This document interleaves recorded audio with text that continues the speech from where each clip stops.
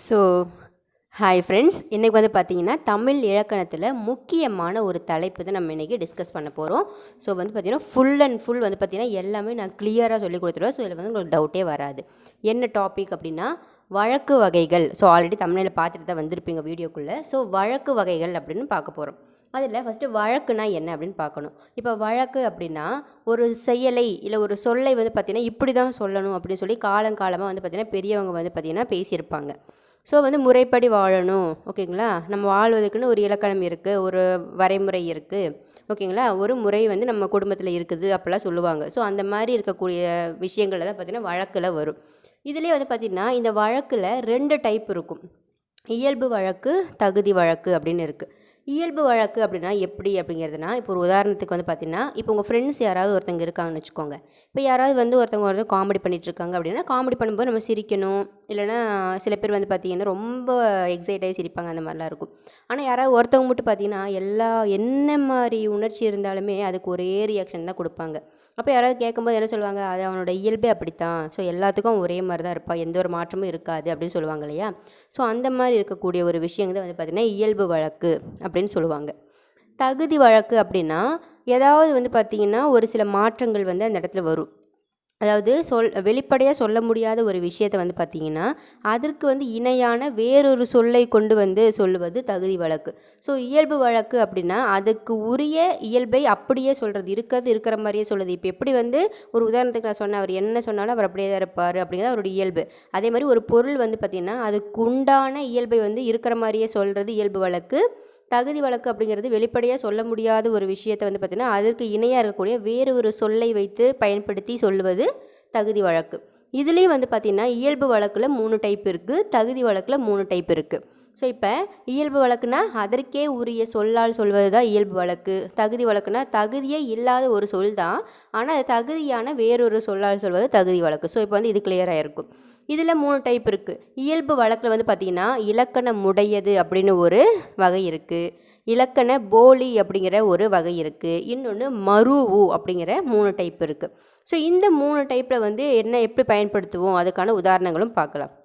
First இலக்கணம் உடையது, இதை வந்து பிரிக்கணும். ஸோ அப்போ இலக்கணம் கூட்டல் உடையது அப்படின்னா இலக்கண முறை வந்து பார்த்திங்கன்னா மாறாமல் இலக்கணப்படியே நம்ம சொல்லக்கூடிய ஒரு சில வார்த்தைகள் வந்து பார்த்திங்கன்னா இலக்கணம் உடையது அப்படிங்கிற அந்த வகையில் வரும்.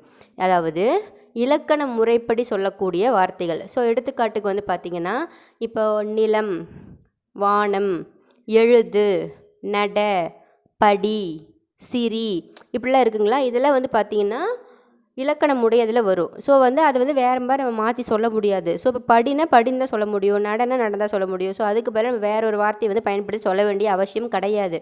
ஏன்னா அது இலக்கண முறைப்படி அப்படியே தான் கரெக்டாக தான் இருக்குது. ஸோ வந்து மற்றவர்கள் முகம் சுளிக்கும் அளவுக்கு அந்த சொற்களில் இல்லை. ஸோ இயற்கையாகவே ஓகேங்களா இலக்கணப்படியே அந்த வார்த்தைகள் இருக்குது. ஸோ அதனால் உதாரணத்துக்கு இந்த நிலம், வானம், எழுது, படி, சிரி, நட அந்த மாதிரி நிறைய இருக்குது. இலக்கண போலி அப்படின்னா பார்க்குறதுக்கு வந்து பார்த்திங்கன்னா போலின்னு என்னது, ஒரு மாதிரி டூப்ளிகேட் மாதிரி, ஓகேங்களா. போலித்தன்மையாக சிரிக்காத அப்படின்னு சொல்லுவாங்க இல்லையா. ஸோ நேச்சுரலாக சிரி, நீ ஏன் இப்படி போலித்தனமாக சிரிக்கிற, போலித்தனமாக இருக்காத அப்படின்லாம் சொல்லுவாங்க, ஒரிஜினாலிட்டியாக இரு அப்படின்னு சொல்லுவாங்க.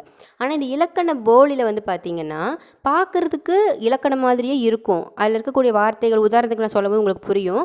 பார்க்கும்போது வந்து பார்த்திங்கன்னா அது இலக்கணம் மாதிரியே தோணும், ஆனால் அது இலக்கணம் கிடையாது. பார்ப்பதற்கு இலக்கணத்தை போல இருக்கும், ஆனால் வந்து பார்த்திங்கன்னா அது இலக்கணமாக இருக்காது. இது முன்பின் தொக்க போலி அப்படின்னு சொல்லுவாங்க. அது நாங்கள் இலக்கண போலிக்கு இன்னொரு வார்த்தை என்னன்னு கேட்டாங்கன்னா முன்பின் தொக்க போலி.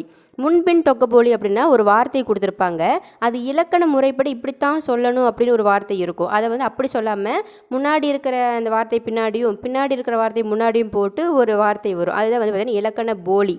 ஸோ பார்க்குறதுக்கு இலக்கணத்தை போலவே இருக்குது, ஆனால் போலித்தன்மையாக இருக்குது அப்படின்னு அர்த்தம். இப்போது இதுக்கு வந்து உதாரணத்துக்கு நம்ம எப்படி சொல்கிறது, இப்போ நம்ம இல்லத்தினுடைய முன்பகுதி இருக்குன்னு வச்சுக்கோங்களேன். நம்ம எல்லாருக்குமே ஒரு வீடு இருக்கும், ஓகேங்களா. ஸோ அது ஏதோ ஒரு வீடு, வாடகை வீடோ சொந்த வீடோ ஏதோ ஒன்று. ஆனால் அந்த இல்லத்தினுடைய முன்பகுதியை நம்ம என்ன சொல்லணும். இப்போ ஒரு இல்லம் இருக்குது, இலக்கண முறைப்படி இப்போ நான் சொல்கிறேன் பாருங்கள். இப்போ இல்லத்தினுடைய முன்பகுதியை இலக்கணப்படி நீ சொல்லு அப்படின்னா நம்ம அது இல் முன்னு தான் சொல்லணும். கரெக்டான இலக்கணப்படி அப்படின்னா இல்லத்தின் முன்பகுதியே நம்ம ஷார்ட்டாக இல் முன் அப்படின்னு தான் சொல்லணும். ஆனால் இப்போ எல்லாம் நம்ம இல் முன்னா சொல்கிறோம், முன்றில் அப்படின்னு சொல்கிறோம். அப்போ இந்த இடத்துல அந்த இல் முன் அப்படிங்கிறது முன் இல் சரிங்களா. முன்றில் அதாவது முன்னாடி வந்திருக்க வார்த்தை பின்னாடியும், பின்னாடி வந்திருக்க வார்த்தை முன்னாடி வந்திருக்குங்களா. இல்முன் அப்படிங்கிறது முன்றில் நம்ம சொல்கிறோம். இதுதான் இலக்கண போலி. ஸோ முன்பின் தொக்க போலி அப்படின்னு சொல்லுவாங்க. பார்க்குறதுக்கு இலக்கணம் மாதிரியே இருக்கும். இன்னொரு உதாரணத்துக்கு வந்து பார்த்திங்கன்னா, இப்போ ஒரு கிளை இருக்குது. அந்த கிளையினுடைய நுனியை வந்து பார்த்திங்கன்னா இலக்கணப்படி சொல்லணும் அப்படின்னு என்னது, அது கிளையினுடைய நுனி. அதனால் நம்ம அதை கிளை நுனின்னு தான் சொல்லணும். ஆனால் நம்ம கிளை நுனி தான் சொல்கிறோம், நுனிக்கிளை அப்படின்னு சொல்கிறோம். அப்போ அந்த கிளை நுனியில் நுனி வந்து பின்னாடி இருக்குது, அது தூக்கி முன்னாடியும், கிளைன்னு இருக்குது பார்த்திங்களா, அது முன்னாடி இருக்கிறத பின்னாடியும் போட்டு நுனிக்கிளை அப்படின்னு சொல்கிறோம். ஸோ கிளை நுனி அப்படிங்கிறது இலக்கண முறை. அந்த இலக்கண முறை போலவே நம்ம முன்பின்னா மாற்றி சொல்கிறது நுனிக்கிளை, அதே மாதிரி முன்றில். இதெல்லாம் வந்து உதாரணத்துக்கு இந்த மாதிரி நிறைய வார்த்தைகள் இருக்குது. உங்களுக்கு தெரிஞ்ச வார்த்தைகள் வந்து பார்த்திங்கன்னா இலக்கணம் உடையதுக்கு வந்து உங்களுக்கு தெரிஞ்ச வார்த்தையை வந்து பார்த்தீங்கன்னா நீங்கள் கமெண்ட்ஸில் சொல்லலாம். பார்க்குறவங்களுக்கு யூஸ்ஃபுல்லாக இருக்கும். இலக்கண போலிக்கு இப்போ நான் 2-3 வார்த்தைகள் சொன்னேன் இல்லையா, இதே மாதிரி உங்களுக்கு தெரிஞ்ச வார்த்தைகள் நீங்கள் கமெண்ட்ஸில் போடுங்க. அடுத்தது பார்த்திங்கன்னா ஆல்ரெடி எழுதியிருக்கேன். ஸோ இயல்பு வழக்கில் வந்து பார்த்திங்கன்னா இலக்கணம் உடையது, இலக்கண போலி, மருவுன்னு இருக்குது. ஃபஸ்ட்டு 2 டிஸ்கஸ் பண்ணிட்டோம். இதுக்கான உதாரணம் இலக்கணம் உடையதுக்கு நிலம், வானம், எழுது, நடந்து நிறைய போயிட்டே இருக்கும். அதே மாதிரி இலக்கண போலிக்கு தான் இல்முன்ன நம்ம முன்றில்னு சொல்கிறோம், அதாவது இல்லத்தினுடைய முன்பகுதி, அந்த மாதிரி எழுதியிருக்கேன். அடுத்ததாக மருவு. ஸோ இது மருவுன்னு என்னது, இலக்கணத்தினுடைய நெறியிலிருந்து காலப்போக்கில் பிறழ்ந்து காலப்போக்கில் சிதைந்து வரக்கூடிய சொற்கள் எல்லாமே மருவு வரும். எப்படின்னா இப்போது நிறைய விதமான மருவு சொற்கள் வந்து நம்ம டிஎன்பிசிக்கு படிப்போம். இப்போ தஞ்சாவூர்னால் நம்ம தஞ்சை அப்படின்னு சொல்கிறோம், கோயம்புத்தூர்னால் அதை கோவை அப்படின்னு சொல்கிறோம், மயிலாப்பூர்னால் மயிலை அப்படின்னு சொல்கிறோம், நாகப்பட்டினம்னா நாகை அப்படின்னு சொல்கிறோம். ஸோ இதில் உதாரணத்துக்கு ஊர் பெயர்கள் வந்து நம்ம நிறைய மருவு படிக்கிறனால ஊர் பெயர்கள் மட்டும் இல்லை, இந்த மாதிரி நிறைய வார்த்தைகள் வந்து காலப்போக்கில் பிறழ்ந்து சிதைந்து இலக்கண நெறியிலிருந்து பிறழ்ந்து வந்திருக்கும். ஸோ அது எல்லாமே வந்து பார்த்திங்கன்னா மருவு அதில் வரும். ஸோ இப்போ இயல்பு வழக்குனா என்ன, அதற்கே உரிய சொல்லால் சொல்வது, அதில் இலக்கணம் உடையது, இலக்கண போலி, மருவுன்னு 3 டைப் இருக்குது. ஸோ அந்த 3 என்ன அப்படிங்கிறது பார்த்தோம், அதுக்கான எக்ஸாம்பிளை பார்த்தோம். அடுத்தது இந்த பக்கம் வந்து பார்த்திங்கன்னா தகுதி வழக்கு.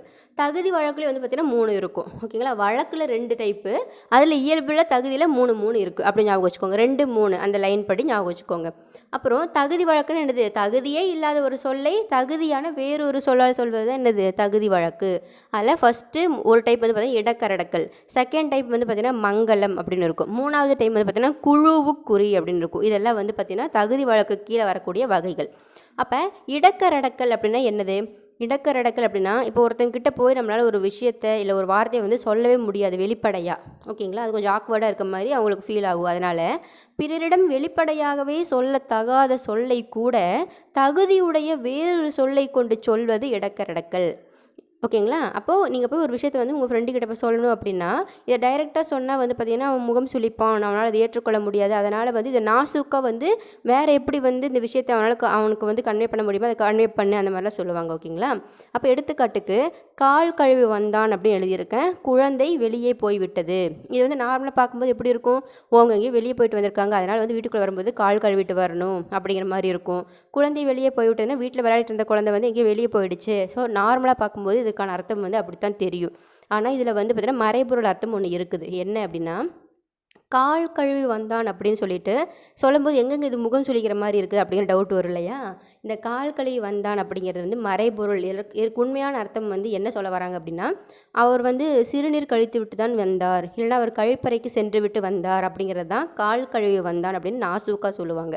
ஸோ இது வந்து கிராமப்புறங்களில் வந்து பார்த்திங்கன்னா இந்த மாதிரிலாம் சொல்லும்பொழுது நமக்கு அந்த அர்த்தம் புரியும். ஸோ கால் கழுவிட்டு வந்தான் அப்படின்னா இப்போ தான் வந்து அவங்க ரெஸ்ட் ரூம் போயிட்டு வந்தாங்க அந்த மாதிரி. அது வந்து ரெஸ்ட் ரூம் போயிட்டு வந்தான் அப்படின்னு 4 பேர் இருக்கும்போது சொன்னால் அவங்களுக்கு ஒரு மாதிரி இருக்கும் இல்லையா, கழிப்பறைக்கு போயிட்டு வந்தான் அப்படின்னு சொல்கிறனால அதை கால் கழுவி வந்தான் அப்படின்னு கொஞ்சம் டீசெண்டாக சொல்கிறது. அதே மாதிரி குழந்தை வெளியே போய்விட்டது அப்படின்னா வீட்டில் விளையாடி கொண்டு இருந்த குழந்தை வந்து வெளியே போய்விட்டது என்று பொருள் கிடையாது. இதுக்கான மறைபொருள் அர்த்தம் வந்து என்ன அப்படின்னா எதை பேஸ் பண்ணி இப்படி சொல்கிறாங்க அப்படின்னா குழந்தை வந்து பார்த்திங்கன்னா கழிவை வந்து வெளியேற்றி விட்டது. இப்போ குழந்தை வந்து மோஷன் போயிடுச்சு, ஸோ அதை வந்து க்ளீன் பண்ணுங்கள் அப்படிங்கிறது வந்து இப்போ வீட்டில் வந்து 4 பேர் சாப்பிட்ருப்போம். ஸோ இது வந்து கல்யாணமான குழந்தைக்கக்கூடிய அனைத்து பெண்களுமே வந்து பார்த்திங்கன்னா இதை நம்ம ஃபேஸ் பண்ணியிருப்போம். ஸோ இப்போ சாப்பிட்டு இருக்கும்போது குழந்தை இந்த மாதிரி மோஷன் போயிடுச்சு அப்படின்னா அது வந்து மற்றவங்களுக்கு ஒரு மாதிரி முகம் சுளிப்பது போல் இருக்கும். ஸோ மோஷன் போயிடுச்சு அப்படின்னு சொல்லும்போது அதனால் அது வந்து குழந்தை வந்து வெளியே போய்விட்டது அப்படி சொல்லி நாசுக்காக சொல்லுவாங்க. அதுதான் இடக்கரடக்கல். இப்போ மங்களம்னா என்ன, மங்களமான சொற்கள் அப்படின்னு ஒன்று இருக்குது, மங்களம் இல்லாத சொற்கள் அப்படின்னு இருக்குது. ஸோ அப்போ அந்த மாதிரி மங்களமே இல்லாத ஒரு சொல்லை கூட மங்களமான ஒரு சொல்லால் சொல்வது தான் மங்களம். அப்போ என்னன்னா இப்போ அவர் வந்து செத்துட்டார் அப்படின்னு சொல்கிறதுக்கும் அவர் இறந்து விட்டார், இல்லை அவர் இயற்கை எய்தினார், அவர் துஞ்சினார், ஓகேங்களா. அந்த மாதிரி சொல்கிறதுக்கு அவர் மறைந்தார். ஸோ இந்த மாதிரிலாம் சொல்கிறதுக்கு வந்து பார்த்திங்கன்னா வேறுபாடுகள் இருக்கின்றது. அவர் செத்து போயிட்டார் அப்படி சொல்லும்போது ஆப்போசிட்டில் இருக்கவங்களுக்கு கொஞ்சம் இது ஆக்வர்டாக இருக்கும். அதுவே அவர் துஞ்சினார், இயற்கை எய்தினார் அப்படின்னு சொல்லும்பொழுது கொஞ்சம் இதாக இருக்கும். அதே மாதிரி கருப்பாடுன்னு சொல்லும்போது அவருடைய அந்த ஆட்டினுடைய அந்த நிறத்தை வந்து நம்ம ஒரு மாதிரி கலரை வைத்து பார்த்திங்கன்னா அவங்கள நம்ம கொஞ்சம் ஷேம் பண்ணுற மாதிரி ஃபீல் ஆகும் இல்லையா. ஸோ அப்போ கருப்பாடுன்னு சொல்லாமல் அது வெள்ளாடு அப்படிங்கிற மாதிரி சொல்லுவாங்க. ஓகேங்களா. அதான் மங்களமே இல்லாத ஒரு சொல்லை மங்களமான வேறு சொல்லால் கொண்டு சொல்வது அது வந்து பார்த்திங்கன்னா மங்களம் அப்படிங்கிற வகை. மூணாவது வந்து பார்த்திங்கன்னா குழுவுக்குறி. இதை சொல்லும்போது தெரிஞ்சிருக்கும். குழுவுக்குறி அப்படின்னா என்னது, ஒரு க்ளூ கொடுக்கறது, சைகையிலே வந்து பார்த்திங்கன்னா க்ளூ கொடுக்கறது, இல்லை சொற்களால் வந்து க்ளூ கொடுக்கறது. இப்போ வந்து நம்ம ஒரு ஃப்ரெண்டுக்கிட்ட ஒரு விஷயத்தை கன்வே பண்ணுறோம். இப்போ 10 பேர் இருக்காங்க, ஒரு மீட்டிங் ஹாலில் ஒரு 10 பேர் இருக்காங்கன்னா நம்ம வந்து சொல்லக்கூடிய விஷயம் வந்து நம்ம ஃப்ரெண்டுக்கு மட்டும் தான் புரியணும் அப்படிங்கிறதுக்காக நம்ம ஒரு சில வேர்ட்ஸில் சீக்ரெட் வேர்ட்ஸில் வச்சுருப்போம் இல்லையா. அந்த சீக்ரெட் வேர்ட்ஸ் தான் வந்து குழுவுக்குறி அப்படின்னு சொல்கிறாங்க. அதாவது ஒரு குழுவினருக்கு மட்டும் புரியக்கூடிய, ஒரு குழுவினர் மட்டும் பயன்படுத்தக்கூடிய சொற்கள் வந்து பார்த்திங்கன்னா குழுவுக்குறி. இப்போ எடுத்துக்காட்டுக்கு இங்கே பொன்னை பரியணல் அப்படின்னு நான் சொல்லியிருக்கேன். ஸோ நார்மலாக வந்து பார்த்திங்கன்னா பொன்னை பரியணல் அப்படின்னா வந்து பார்த்திங்கன்னா நார்மலாக இருக்கவங்களுக்கு புரியாது. ஆனால் அந்த இடத்துல ஒரு பொற்கொள்ளர் வந்து இருக்கிறாங்க அப்படின்னா அந்த பொற்கொள்ளருக்கு பொன்னை பரினா என்ன அப்படின்னு தெரியும். ஸோ பொன்னை பரியணல் அப்படிங்கிறது என்ன அப்படின்னா அந்த பொற்கொள்ளருக்கு திருட்டு பட்டம் கட்டுவது. ஓகேங்களா. பொற்கொள்ளர்னால் யாருங்க, அந்த பொன்னை வந்து வடிவமைப்பவர். இப்போ நம்ம போகிற அந்த தங்க கம்மல், வளையல், செயின் இதெல்லாம் வந்து வடிவமைக்கக்கூடியவர் தான் வந்து பார்த்திங்கன்னா பொற்கொள்ளர். ஸோ பொன்னை வந்து பார்த்திங்கன்னா வடிவமைப்பவர். அப்போ அவரை பார்த்து பொன்னை பரியணல் அப்படின்னா அவருக்கு வந்து பார்த்திங்கன்னா திருட்டு பட்டம் கட்டுவது. ஸோ அவர் தங்கத்தை வந்து திருடி விட்டான் அப்படின்னு சொல்கிறது தான் இது மீனிங். அதனால் பொன்னை பரியணல் அப்படிங்கிறது நார்மலாக இருக்கவங்களுக்கு தெரியாது. ஆனால் அந்த பொற்கொள்ளர் அந்த குழுவினருக்கு வந்து பார்த்திங்கன்னா இதுக்கான மீனிங் என்ன அப்படிங்கிறது தெரியும். இது கூட நமக்கு நார்மலாக பொன்னை பரியணல் அப்படிங்கிறது நமக்கு படிக்கும் பொழுது நல்லா தமிழ் வந்து புக்ஸ் நிறைய படிக்கிறவங்களுக்கு தெரிஞ்சிடும். ஆனால் ஆடையை காரை எண்ணல் அப்படின்னு ஆனால் புரியுமா, புரியாது. ஸோ ஆடையை காரை எண்ணல் அப்படிங்கிறது எந்த குழுவினருக்கு புரியும் அப்படின்னா யானை பாகர்களுக்கு புரியும். ஸோ யானை பாகர்கிட்ட போயிட்டு காரைனா என்ன அப்படின்னு கேட்டால் புரியும். இதுவே நார்மலாக இருக்கக்கூடிய நம்ம மாதிரி ஆளுங்கிட்ட வந்து காரைனா என்ன அப்படின்னா நமக்கு தெரியுமா, தெரியாது. ஸோ அந்த யானை பாகர்ப்பு அவங்களுடைய அந்த குரூப்பில் அவங்களுடைய குழுக்கள் வந்து இந்த காரை அப்படின்னா என்னென்னா ஆடைன்னு அர்த்தம். ஸோ அவங்க வந்து காரையை எடுத்துக்கொண்டு வா அப்படின்னு இப்போ நம்ம இருக்கிறோம், நம்மக்கிட்ட ஒரு யானை பாகர் வராரு, வந்து அந்த அங்கே இருக்க அந்த காரையை எடுத்துக்கொண்டு வா அப்படின்னு சொன்னால் நமக்கு புரியுமா, என்ன சொல்கிறாரு இவர், என்ன எடுத்துகிட்டு வர சொல்கிறார் அப்படின்னு ஒரு செகண்ட் நம்ம யோசிப்போம் இல்லையா.